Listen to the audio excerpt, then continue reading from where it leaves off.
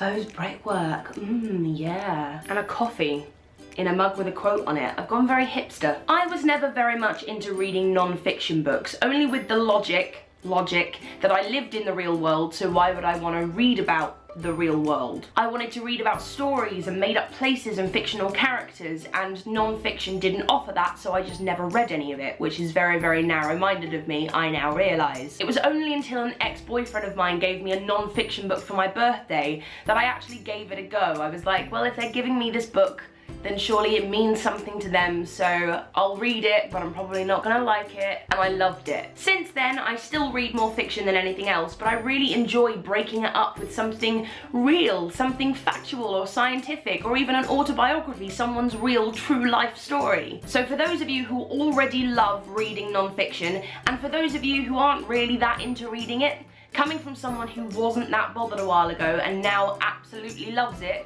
here are my top 5 favourite non-fiction books. I don't have any of the actual physical copies with me because I'm on tour and I wouldn't have been able to get them in my case, and this video was very, very spontaneous, so I hope pictures will suffice.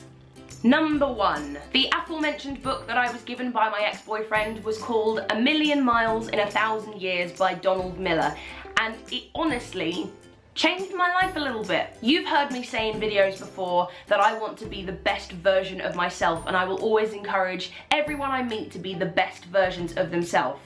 That came from this book. Donald Miller is a writer, and he had a best-selling memoir and then didn't know how to write something that topped the best-selling book he had years before, and he went through this real horrible slump and was avoiding his publisher and didn't know how to fix it. Then 2 movie producers want to make his memoir into a movie, and it kind of gets Donald editing his own personal life story into a better one. It's this amazing real life story, almost about getting a second chance and editing yourself into the best version you can possibly be, and I just think it's massively inspiring. Number 2, How to Be a Person, A Stranger's Guide to College, Sex, Intoxicants, Tacos, and Life Itself.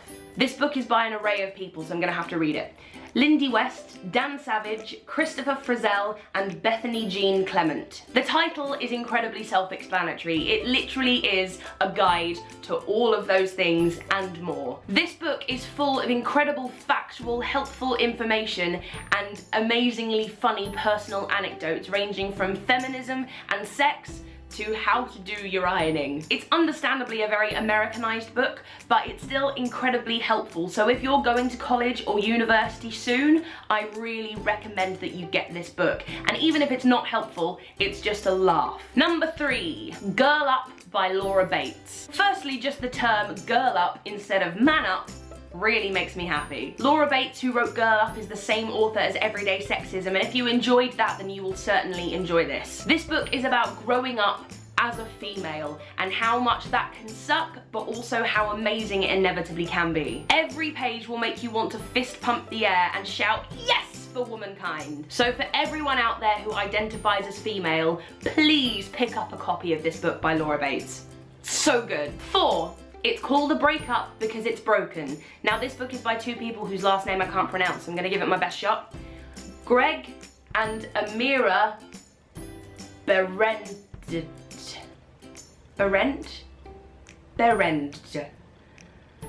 I'll put it on the screen. You give it a go.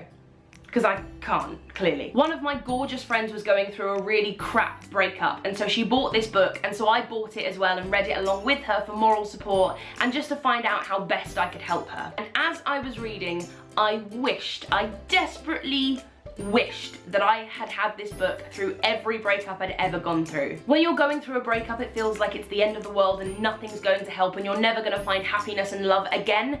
But if anything is going to come close to helping, it is this book.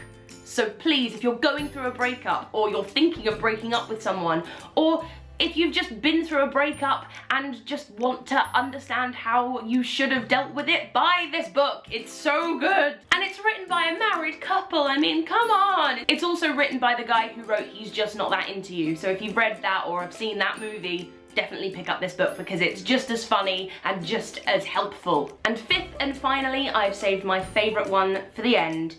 Big Magic by Elizabeth Gilbert. This book is all about creativity and just sings to my soul. This book gives an explanation or a magical theory as to why certain things surrounding creativity happen. Like when you've got an idea for a book and you don't write it, and then 3 months later, all of a sudden that exact book is on the shelves of Waterstones, written by somebody else. If you are naturally a very creative person, or you want to be more creative within your life, please, I am begging you, get this book. It is written by Elizabeth Gilbert, who wrote Eat, Pray, Love, and it's just such an inspiring, magical book, and I urge you all to read it. So those are my top 5 non-fiction books, but I'm always looking for new ones to read, so if you guys have any non-fiction suggestions for me, then please put them in the comments below, and I shall see you soon.